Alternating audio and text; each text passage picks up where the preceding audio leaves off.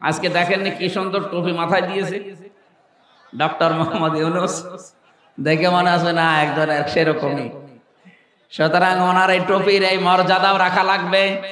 এদেশের জনগণ এবং ছাত্র জনতার যে সেন্টিমেন্ট আপনাকে বোঝা লাগবে। সবাই আমরা এখন চাচ্ছি এদেশে কোরআনে কারিমের এই সংবিধান চালু হোক।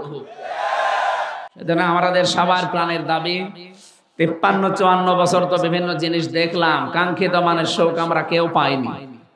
এসি বলেন, এখন শুধু দেখতে চাই কোরআন দিয়ে, বিশেষ করে এই 73টা ধারা দিয়ে দেশ চললে কেমন দেখা যায়। আমি তাফসীর পড়ে বুঝেছি 73টা ধারা বাংলাদেশের 56,000 বর্গ মাইলে কায়েম হলে এদেশ একটা মিনি জান্নাত হয়ে যাবে। আল্লাহ যেন ওটা দেখার মতো ভাগ্য আমাদেরকে নসিব করেন, আমরা যেন দেখে মরতে পারি। বলেন আমিন। দরুদ আর সালাম পাঠ করার মাধ্যমে আমরা আরম্ভ করছি সূরা নাহাল 112 নম্বর আয়াতটা পড়েছি। তাফসীরুল কোরআন মাহফিল লিখেছেন, আমরা তাফসীর আকারে কথা বলবো ইনশাআল্লাহ। আমার আলোচনার বিষয় মানুষের কপাল নষ্ট হয় পাপের কারণে। কিসের কারণে বলেন? রব্বুল আলামিন বলেন, আমা সাবাকুম মিন মুসিবাতিন ফাবিমা কাসাবাত আইদিন নাস ইলা আখির আয়া। সূরা শুরার ভেতরে আল্লাহ জানিয়েছেন, জলে স্থলে যে বিপদ আপদ মুসিবত গুলো তোমাদের উপরে আসে সব তোমাদের হাতের কামাই করা পাপের ফসল। অধিকাংশ গুলো আমি আল্লাহ মাফ করে দেই। ওয়া ইয়াফু আন কাসীর। যত অপরাধ তোমরা দুনিয়াতে সংগঠিত করো সব পাপের শাস্তি যদি দুনিয়ায় পাঠাতাম শ্বাস ফেলার সময় পেতে না। এই জন্য বাংলার মানুষেরা আমাদের হেফাজত করা লাগবে আমাদের জীবনটাকে। আমরা এমন কোন অপরাধ যেন না করে যে অপরাধের শাস্তি আল্লাহ দুনিয়ায় পাঠিয়ে দেয়। বিশ্বনবীকে যেদিন তিনি নিয়ে উঠছিলেন ফেরেশতা জিবরাইল, মেরাজে যাবার সময় তিনি আসমানের দিকে তাকিয়ে দেখলেন কালো কালো পিপিলিকা উঠতেছে। এটা তাফসীরে কাবীরের থেকে বলছি। পিপিলিকা উঠতেছে কালো কালো, আবার কিছু কালো কালো পিপিলিকা নামতেছে। নবীজি জিজ্ঞাসা করলেন, ইয়া আখি জিবরাইল, ভাই জিবরাইল এগুলো যে ওঠে নামে কি? ফেরেশতা বলে, হে রাসূল, আপনার উম্মতের ভেতরে যারা অপরাধ করে গুনাহগুলো উঠতেছে আল্লাহর কাছে। আর ওই যে কালো কালো পিপিলিকা নামে গুনার বদৌলতে আল্লাহ আযাব পাঠাচ্ছে তাদের উপরে। মুফাসসির লিখেছেন, এই পৃথিবীতে যে ধরনের গুনাহ করে অপরাধ করে ওই অপরাধটা আল্লাহ তুলে নেয় উপরে। ওই অপরাধের যতটুকু শাস্তি হয় আল্লাহ দুনিয়ায় তার জীবনে গজব করে পাঠিয়ে দেয়। তাহলে এখান থেকে আমি কি নিলাম? আমার শিক্ষা নেওয়ার বিষয়ে আমি এমন কোন অপরাধ যেন না করি ওই অপরাধের শাস্তি দুনিয়ায় নাজিল হলে আমি টিকতেই পারি না। এর ব্যাখ্যায় আমি পেয়েছি সূরা নমল 52 নম্বর আয়াতটা 19 নম্বর পারার 20 নম্বর পৃষ্ঠা 7 নম্বর লাইনে আছে।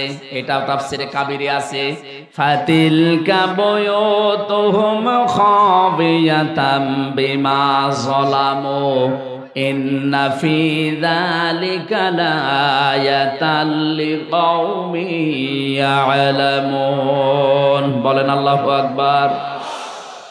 আল্লাহ পাক বলেন, ফাতিলকা বুয়ুতুহুম।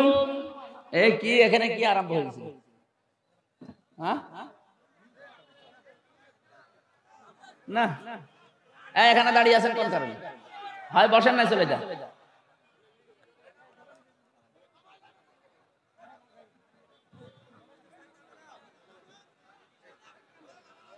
দেন তো ভাই, সব নামিয়ে দেন, দেন সব নামিয়ে দেন, একটাও যেন না থাকে। আরে ভাই নামাতে এত দেরি করেন কি করেন? আপনার হাতে লাঠি কি করেন?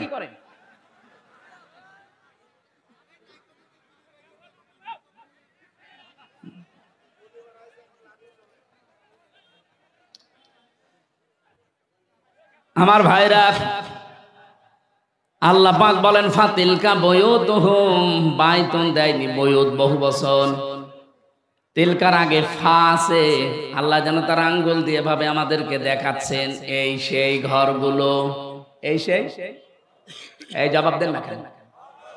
এই সেই ঘরগুলো খাবিয়াতান, আমি জনশূন্য করে দিয়েছি, পরিত্যক্ত বানিয়ে দিয়েছি, বিমা যালামু, তাদের জুলুমের কারণে। আয়াতটা যদি লূত আলাইহিস সালামের জামানার ঘটনা কেন্দ্রিক নাজিল করা, আমার তো মনে হচ্ছে 2024 সালের 5 আগস্টের বিকাল 5টার সময় আল্লাহ নতুন করে আবার নাজিল করেছে। আল্লাহ যেন হাত দিয়ে বাংলার মানুষকে দেখাচ্ছেন, এই সেই ঘর, এই সেই ঘর যেগুলো আমি জুলুম করার কারণে জনশূন্য করে দিয়েছি। এটাতে কত বাস্তব তার প্রমাণ কুষ্টিয়ার হানিফ সাহেবের বাড়ি, এই যে ইনাদের এমপি টগর মিয়ার বাড়ি। আপনি যে দেখেন এখন পরিত্যক্ত হয়ে গেছে, জনশূন্য। আমার মনে হয় জিন ভূত ওখানে থাকতে ভয় পায়, কারণ গণ টয়লেট এখন একটা টয়লেট হয়ে গেছে। বিমা যালামু, এদের জুলুমের কারণে এই বাড়িগুলো থেকে দুর্বিসন্ধি করত, জুলুম করত। কাকে কাকে সকালে মিথ্যা মামলা দিয়ে ধরিয়ে দেবে, কার জীবনটা নষ্ট করবে মিথ্যা সাক্ষী দিয়ে, এই ঘর থেকে ষড়যন্ত্র করত বসে বসে। আল্লাহ বলেন শত জায়গায় এগুলো হয়েছে। ওই জালেম শুধু না, জালেমদের বাড়ি ঘর পর্যন্ত অভিশপ্ত বানিয়ে দিয়েছি। আমি 630টা থানার খবর জানি বাংলাদেশে, প্রায় থানায় আমি গেছি। এই 3.5 মাসের ভেতরে দেখতে পেয়েছি অধিকাংশ জালিমের বাড়ি ঘর আর আল্লাহ রাখেন নাই, সবগুলো উজাড় গৃহ বানিয়ে দিয়েছেন। এখন এগুলো বানিয়েছে কে? না না, ফাকতিয়া দাবিরুল কওমিল্লাযিনা যালামু আলহামদুলিল্লাহি রাব্বিল আলামিন। সূরা নাম 7 নম্বর পারার 12 নম্বর পৃষ্ঠা 4 নম্বর লাইনের 45 নম্বর আয়াতের প্রথম অংশে আছে রব্বুল আলামিন বলেন, জালেমদের শিকড় কেটে দেওয়া হয়ে গেছে। কতিয়া এটা মজহুল, এর ফাইল জানা নেই, কে কেটেছে কেউ জানে না। আপনি সারা দেশে জালেমদের বাড়ি খোঁজ নিয়ে দেখেন, ভেঙেছে কে, একজনেরও নাম পাবেন না। এই কথা বলছে না কেন? আপনাদের রংপুর বিভাগ আমি জানি না, খুলনা বিভাগের কথা বলছি, জালেমদের বাড়ি ঘর আর নেই, সবগুলো এখন জাতীয় টয়লেট। এমনি এমনি এগুলো হয়নি। আল্লাহ বলেন বিমা যালামু, এখানে বসে জুলুম করতো, জুলুমের দুর্বিসন্ধি করতো এরা। ইন্না ফি যালিকা লায়াতান, লামে তাকিদ, অবশ্যই এর ভেতরে তোমাদের জন্য শিক্ষা আছে। লিকাউমি ইয়ালামুন, যারা জ্ঞানী তাদের জন্য এখানে শিক্ষা। এদের এত বড় 15 বছরের কঠিন শিকড় যদি আল্লাহ কেটে ফেলতে পারেন, আগামী 5 বছরে অনেকে চিন্তা ভাবনা নিয়ে আসে, এই দুর্বিসন্ধি আটতেছে, আগে চেয়ারে বসি দেখেন কি করি। কথা বলেন না, অনেকে কিন্তু এই ধান্দায় আছে যে থালা আগে হাতে পায়, দেখেন কি করি। কি করবেন আপনি? জামাল ভাই তো টাচ দিয়েছিল, জুলুম যারাই করবে এই পৃথিবীতে তাদেরকে আল্লাহ নিশ্চিহ্ন করে দেবে, তাদের বাড়ি ঘর পর্যন্ত পরিত্যক্ত বানিয়ে দেবে। এত বড় বিশাল শিকড় যদি আল্লাহ তুলে দিতে পারে, আপনি টের পেয়েছেন 15 বছর ওদের শিকড় কত নিচে নেমেছিল। ইউনিয়ন থেকে শুরু করে সংসদ পর্যন্ত প্রতিটি জায়গায় ওদের শিকড় এত নিচে নেমেছিল যে টান দিয়ে তোলার মতো আমাদের খবর ছিল না। আল্লাহ পাক বলেন জালেমদের শিকড় কেটে ফেলা হয়ে গেছে। কেটেছে কে কেউ জানে না। বাংলাদেশে কার নামে আপনি মামলা দেবেন, একজনকেও পাবেন না। এই কথা বলেন না কেন? হানিফের এত সুন্দর সাজানো গোছানো বাড়ি, আপনি এখন যে দেখেন ওটা এখন টয়লেট। কারণ টয়লেট করবে যেখানে বসে, ও টয়লেটের প্যান পর্যন্ত মানুষ খুলি নিয়ে চলে গেছে। কোথায় বসবে জায়গা পায় না, ইটও তো নেই, ইটও খুলে নিয়ে চলে গেছে। এই জন্য কেউ এদিকে কেউ এদিকে কেউ এদিকে, যে যেদিকে পারে মুখ দিয়ে মনে হচ্ছে যে জামাতবদ্ধ টয়লেট চলছে। তাহলে আমাদের এখান থেকে নেওয়ার বিষয় এই, এদের এত বড় শিকড় যদি মাটির সাথে মিশে যেতে পারে, আগামীতে যারা এই ধান্দায় আছেন যে চেয়ারে বসি দেখেন কি করি, আপনার বাড়িও আল্লাহ উজাড় গৃহ বানিয়ে দেবে, কোনো ব্যাপারই না। অলরেডি অনেকের উপর থেকে আল্লাহ জনগণের মন কিন্তু বেশিরভাগ সরিয়ে নিয়েছে তাদের কর্মকাণ্ডের কারণে। এই জালেমরা যদি জুলুম করার কারণে, চাঁদাবাজি করার কারণে মানুষের মন থেকে উঠে যায়, আগস্টের 5 তারিখের পর থেকে যারা চাঁদাবাজি আরম্ভ করেছেন, আপনি কি মনে করছেন জনগণ আপনাকে ভালোবাসে? এমনি 15 থেকে এমনি 15 থেকে 58% মানুষ চলে এসেছে। মানুষের মেধা বুদ্ধি এখন কাজ করছে। এতদিন এটা বাধা ছিল, এখন খুলে গেছে। আর আন্তর্জাতিক মহল তো আছে, এই জন্য সাবধানে। গত পরশু দিনের নারায়ণগঞ্জের বন্দরের চাঁদাবাজিটাও কিন্তু মানুষ দেখতেছে। বিএনপির নাম করে এগুলো যারা করতেছেন, আপনার কিন্তু কপালে আগুন লাগবে, আপনি টের পাচ্ছেন। চাঁদাবাজি করে যদি সম্পদ বানানো যায়, হয়তো এই পাশের জেলা বগুড়া, আপনি বলেন তো বগুড়ার যে কৃতি সন্তান শহীদ প্রেসিডেন্ট জিয়াউর রহমান, তিনি কত কিছু রেখে যেতে পারতেন, কিছুই তো রেখে যাননি। তার পরবর্তী প্রজন্ম যদিও লাইন মতো ছিল না, সেটা আলাদা বিষয়। বঙ্গবন্ধুকেও তো মানুষ হত্যা করেছে, জিয়াউর রহমানকেও হত্যা করেছে। একজনের নাম শুনলে মানুষ বলে শহীদ, আর একজনকে পিটিয়েও শহীদ বলানো যায় না। এমনি এমনি এটা তার জীবনে এমন এমন কিছু কাজ আপনি পাবেন। আরাফাতের ময়দানে যে নিমের গাছ, ওই দেশের মানুষ জিয়া ট্রি বলে ডাকে, জিয়া ওই গাছটা লাগিয়েছিল। লক্ষ লক্ষ হাজিরা আরাফাতের এই ময়দানে, উত্তপ্ত ময়দানে একটু ছায়া পায়। আমার মনে হয় আরাফাতের ময়দানে যেহেতু দোয়া কবুল হয়, লক্ষ লক্ষ হাজিরা যখন ওখানে থাকে, গাছের ছায়া পাওয়ার পরে যদি মন থেকে দোয়া করে, ছায়ার ব্যবস্থা যে করেছে আল্লাহ তুমি মাফ করে দিও, কবুল হয়ে যাবে। কিন্তু আপনি তার আদর্শ ধারণ করার কথা বলেন, আর আপনি চাঁদাবাজি করেন। আপনি মানুষ, খবর যদি জায়গা মতো চলে যায়, দলীয় পদ না, জীবন পর্যন্ত থাকবে না। শিক্ষা নেব আমরা যেন চাঁদাবাজি না করি, এবং কেউ করলে আমরা করতেও দেব না।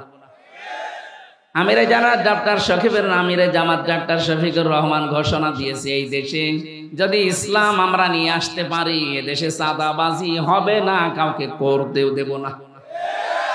এটা আমরা চাই না। এজন্য জালেমদের যে পরিণতি হয়েছে গুনার কারণে, অপরাধের কারণে, আমাদের হোক, আমরা চাই। আল্লাহ পাক বলেন যাহারাল ফাসাদু ফিল বাররি ওয়াল বাহরি বিমা কাসাবাত আইদিন নাস লিয়ুযীকাহুম বা'দাল্লাযী আমিলু লাআল্লাহুম ইয়ারজিউন। সূরা রোমের 41 নম্বর আয়াতে আছে, জলে স্থলে যে বিপদ আপদ মুসিবত গুলো আসে, একটাও আমি দিতে চাই না, সব তোমাদের হাতের কামাই করা ফসল। আমি চাই এগুলো দিয়ে তোমাদেরকে তোমাদের পাপের কিছু শাস্তি দিতে, যেন তোমরা ফিরে আসো। এই জন্য আমি ওই যে শানে নজর বলছিলাম, বিশ্ব নবী যখন দেখলেন কিছু পিপিলিকা উঠতেছে আকাশে, আর কিছু পিপিলিকা কালো কালো নামতেছে, ফেরেশতা বলে, হে রাসূল, এই যে ওঠে এগুলো আপনার উম্মতের পাপের ফসল উঠতেছে, আর যেগুলো নামে ওগুলো তাদের পাপের কারণে আল্লাহ গজব নামাচ্ছে। তাহলে দুনিয়া আমরা যারা বাস করি, আমাদের এই মুহূর্তে সতর্ক হওয়া লাগবে। আল্লাহ কিন্তু একটা নির্মল শান্ত এমন একটা সুন্দর গ্রামের উদাহরণ আমাদের সামনে আজকে সেট করেছেন তেলাওয়াতকৃত আয়াতে।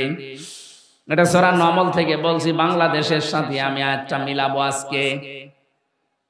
সূরা নাহাল থেকে বলছি, 112 নম্বর আয়াত। সূরা নাহাল মানে মৌমাছি। নাহাল মানে কি? প্রথমে নামকরণটা একটা শিক্ষা আছে, ওটা বলে নেই।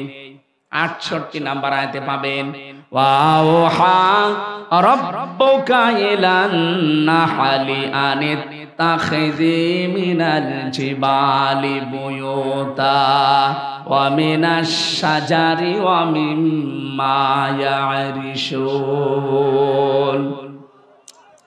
আল্লাহ পাক বলেন, আমি মৌমাছির প্রতি ওহী করেছিলাম শুধু একবার, যে 3 জায়গায় বাসা বাঁধবা তোমরা, নিজেদের ঘর বাড়ি বাঁধবা 3 জায়গায় মাত্র, পাহাড়ের চূড়ায়, গাছের ডালে, আর মানুষের ঘরের চালে বা কার্নিশে ছাদে। নবী আপনি দেখবেন এই 3টা জায়গা ছাড়া আজ পর্যন্ত মৌমাছিরা কোনো জায়গায় বাসা বাঁধে না, কিয়ামত পর্যন্ত বাঁধবেও না। আমার প্রশ্ন হচ্ছে মৌমাছিদের আল্লাহ আদেশ করেছে কয়দিন? কথা বলে না কেন? মাত্র একদিন একটা আদেশ দিয়েছে, ওইটা আজ পর্যন্ত ওরা মেনে চলছে, কিয়ামত পর্যন্ত চলবে। এজন্য ওদের ভেতরে কোনো ঝামেলা নেই। আর আমাদেরকে কোরআনে আল্লাহ আমাদের আদেশ দিয়েছেন 500। কয়টা? একটাও আমরা মানি না। ওরা একটা আদেশ পেয়ে একটাই মেনে চলছে, ঝামেলা নেই। 500টা পেয়েছি, একটাও মানি না, ঝামেলা হবে না? হবে কি? এজন্য আমাদের উচিত হচ্ছে কোরআনে কারীম থেকে এই 500 আয়াত জেনে বুঝে আমাদের এই প্র্যাকটিক্যাল লাইফে এখন থেকে মিলানো। তাহলে ওই যে পাপগুলো উঠতেছে ওগুলো বন্ধ হয়ে যাবে। কারণ কোরআনের সমাজ যখন কায়েম হয়, কোরআন যখন বিজয় হয়, তখন হালালকে হালাল, হারামকে হারাম জানা এবং ছেড়ে দেওয়া সহজ হয়। তিরমিজি শরীফের হাদিস, নবীজি বলেন, মান করাল কোরআনা ফাস্তাজহারাহু, যে ব্যক্তি কোরআন পড়বে আর কোরআনকে বিজয়ী করার জন্য চেষ্টা চালাবে। এজহার মানে শুধু প্রকাশ করা না, এজহার মানে কায়েম করা, এজহার মানে বিজয়ী করা। কোরআন যদি সত্যি ব্যক্তি, পরিবার, সমাজ আর রাষ্ট্রে বিজয়ী হয়, ফাহাল্লা হালালাহু ওয়া হারামা হারামাহু, হালালকে হালাল আর হারামকে হারাম জেনে ছেড়ে দেওয়া সহজ হয়। এ বাংলাদেশে 54 বছরে কোরআন বিজয়ী হয়নি, এই জন্য হালালকে হালাল জানার পরও আমরা অনেক জায়গায় মানতে পারিনি, হারামকে হারাম জানার পরও ছেড়ে দিতে পারিনি। কথা বলে না কেন? এই যে সুদ হারাম জানার পরও আমরা ছেড়ে দিতে পারি না, কারণ কি? কারণ কোরআন এই দেশে বিজয়ী নেই। কোরআনে কারীম যেখানে অর্থনীতিতে থাকা দরকার ছিল, ওই জায়গায় কোরআন আজ নেই। ডাকাত ভিত্তিক অর্থনীতি রাষ্ট্রীয়ভাবে কায়েম করতে চেয়েছিল কোরআনে কারীম, সেখানে আমরা নিয়ে যেতে পারিনি। এজন্য সুদ ভিত্তিক অর্থনীতি জারি থাকার কারণে হারামকে হারাম জানার পরও আমরা অনেকে এখন মানতে পারছি না। অর্থনীতির যে চ্যাপ্টার গুলো আছে, সূরা বাকারার 168 কি 175 নম্বর আয়াত থেকে 80 নম্বর আয়াত পর্যন্ত তাফসিরে ফি জিলালিল কোরআন দেখবেন। ব্যবসা যে একটা ইবাদত, অর্থনীতি একটা ইবাদতের মূল মানদণ্ডের ভেতরে একটা, অনেকে আমরা জানিও না, মানিও না। কারণ না জানলে আপনি মানবেন কি করে?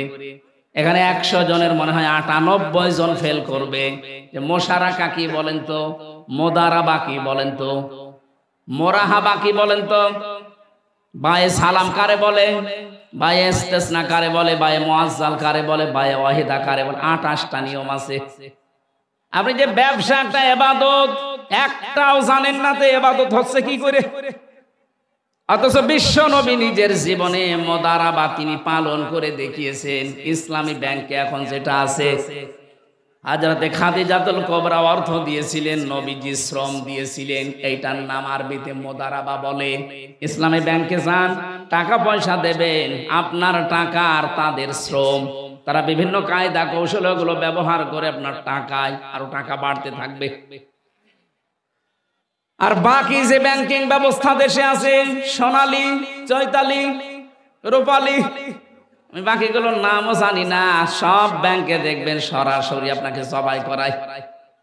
এখন যদি বলেন হ্যাঁ ইসলামী ব্যাংকেও আছে, হ্যাঁ আছে, কিন্তু যতদিন পর্যন্ত দেশে যাকাত ভিত্তিক অর্থনীতি রাষ্ট্রীয়ভাবে আপনি কায়েম করে দেখাতে না পারবেন, ততদিন ইসলামী ব্যাংক না, ফেরেশতা জিবরাইল ব্যাংক যদি খোলে সে ওষুধ খাওয়া লাগবে। কথা বুঝতেছে? এই যে টুপিটা সুন্দর লাগছে না, এর ভেতরে সুদ আছে।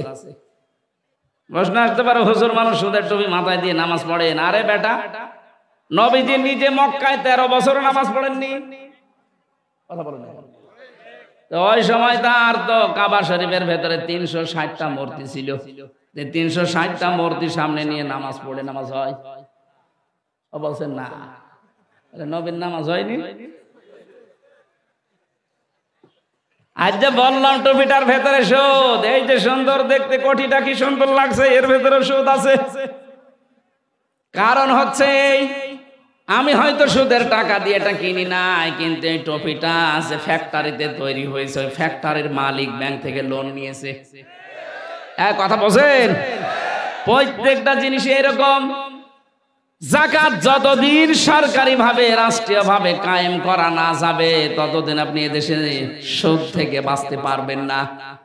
হ্যাঁ, যতদিন কায়েম করতে না পারি ততদিন কাজ করলে গোনা হবে না, নবীজির যেমন হয়নি। অথচ ওই নবী বাকি 10 বছর যখন রাষ্ট্রের দায়িত্বে ছিলেন মদিনার, রাষ্ট্রপ্রধান হওয়ার পরে তিনি এসে শুধু মূর্তি ফেলে দেয়নি, ভেঙ্গে ভেঙ্গে দূর করে দিয়েছেন।